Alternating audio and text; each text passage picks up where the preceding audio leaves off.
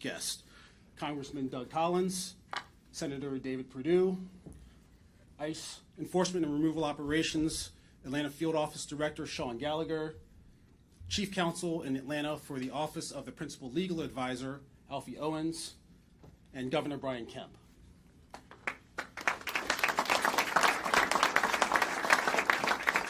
And now I have the distinct honor of introducing the Vice President of the United States, Mike Pence.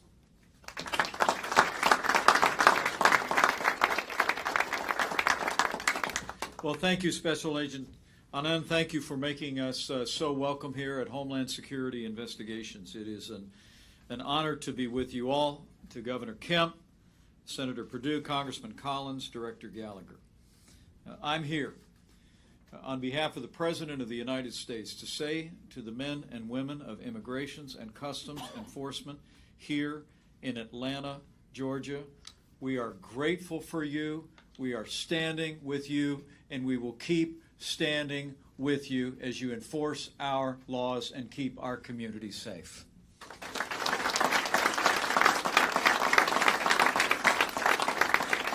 It's remarkable to think that this month marks 16 years since Immigrations and Customs Enforcement was created, and every single day since then. And men and women across this country, 20,000 American patriots as a part of this agency, have been enforcing our laws and making America safe. And I want to commend each and every one of you for being a part of that incredible tradition. And it's a remarkable contribution, worth dwelling on. In a time when Immigrations and Customs Enforcement has come under criticism by some politicians, not only here in Georgia, but across the country, where it's become fashionable to be critical of the men and women of ICE, it's important to remember what this agency accomplishes every day for the American people. In 2018 alone, ICE agents and officers made more than 34,000 criminal arrests of illegal immigrants in this country. Together, removing 3,635 gang members from our streets, over 900 criminals affiliated with MS-13. You seized nearly 10,000 pounds of opioids, 2,700 pounds of fentanyl, and rescued more than 300 victims of human trafficking, including 800 children who were victims of exploitation. That is a record of remarkable success, and the American people are grateful to the men and women of ICE.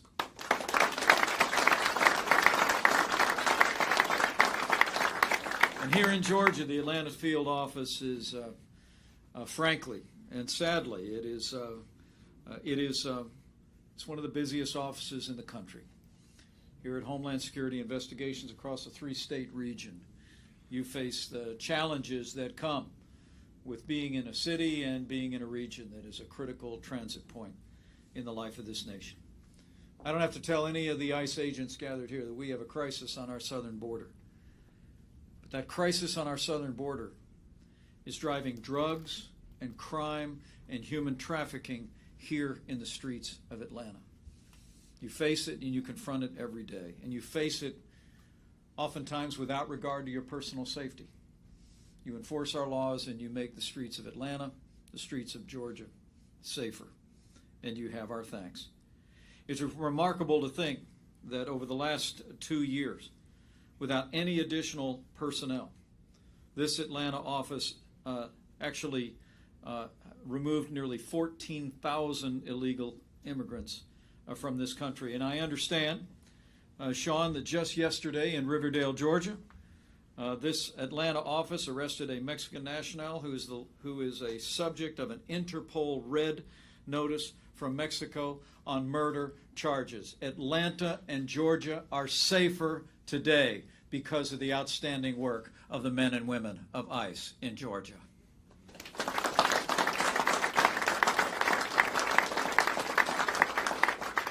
But not to be outdone, Atlanta's Office of Homeland Security Investigations has truly a remarkable record of success.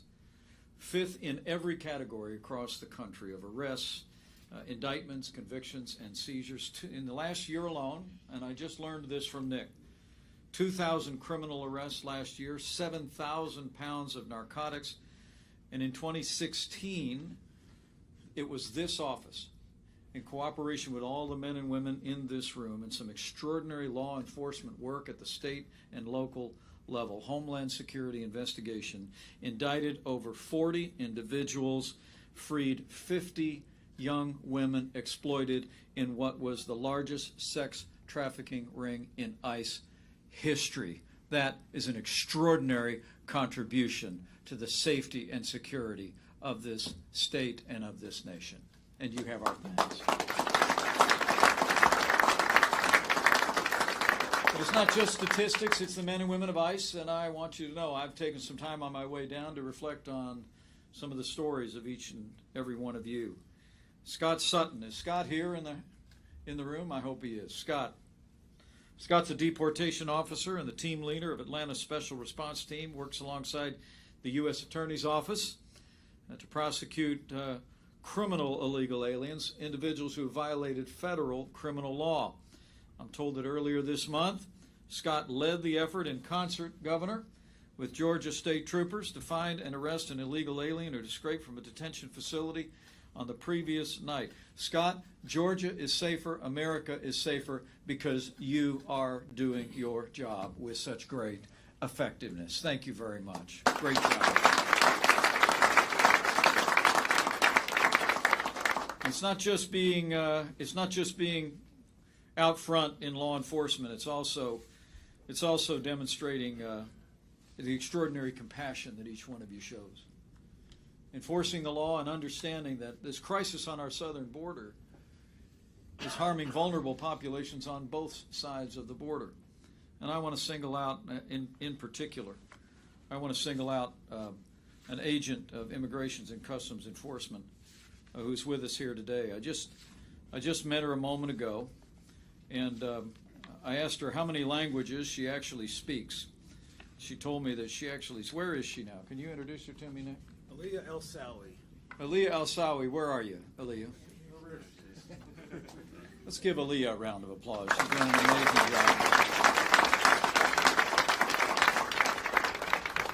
One of the elements of the crisis on our southern border is that for the first time ever, the majority of individuals crossing our border illegally are families and unaccompanied minors. They're being driven by human traffickers and drug cartels that are exploiting vulnerable populations and enticing them to take the long and dangerous journey north through our border.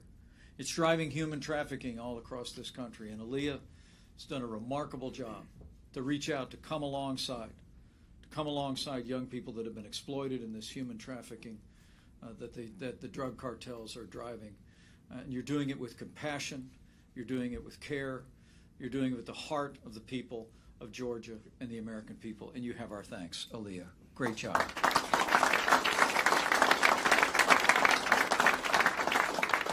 But I want you to know as you do your work, President Trump and I have your back.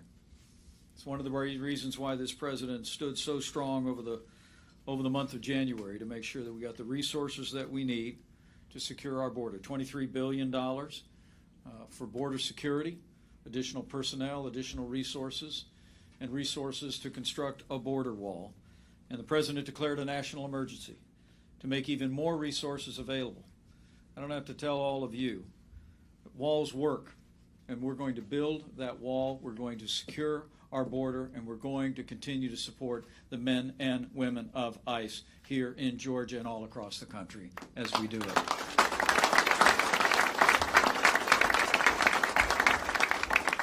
Now, I know you've got a hard job, and unfortunately with the debate in the public square today, sometimes it gets harder. I heard on my way down here that the mayor of Atlanta recently announced that the city government wouldn't cooperate with Immigrations and Customs Enforcement when it comes to detention of criminal illegal aliens in this city. And it is amazing to think the mayor actually said that she would, in her words, not be complicit in an immigration policy that intentionally inflicts misery.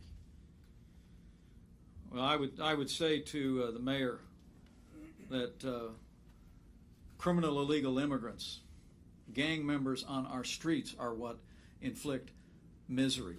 The flow of illegal drugs like cocaine and meth and fentanyl inflict misery and wreck our families and communities. Human trafficking inflicts misery. The immigration and customs enforcement, the men and women who enforce our laws, do not inflict misery. They bring safety and security to the people of Atlanta, and they deserve the respect of every elected official in this country.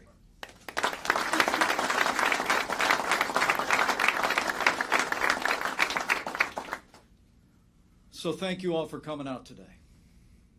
You know, the Bible says if you owe debts, pay debts. If honor, then honor. If respect, then respect. And I just wanted to stop by today on behalf of President Donald Trump and our entire administration just to pay a debt of gratitude to each and every one of you. You're doing a hard job. And these days it can be a little bit harder because of the criticism that's coming in. But I got to tell you, the work this office is doing is truly inspiring. And I know the people of Atlanta, the people of Georgia, people all across this country are grateful every day. Whatever you might hear in the political debate now or in the days ahead, just be assured that the American people are with you, and we're with you. They understand, just like this president understands, that the work you do every day makes America safer, makes our communities safer, and ultimately contributes to the strength and the prosperity of our nation as we uphold the rule of law. So today, whatever you might hear in the public debate, let me say to all of you who are here and all those colleagues that are looking on, be assured, the American people are with you. And with President Donald Trump in the White House, we will always have your back, and we will always stand with the courageous men and women of ICE. So help us God. Thank you very much for your service. God bless you. And keep up the great work. All right?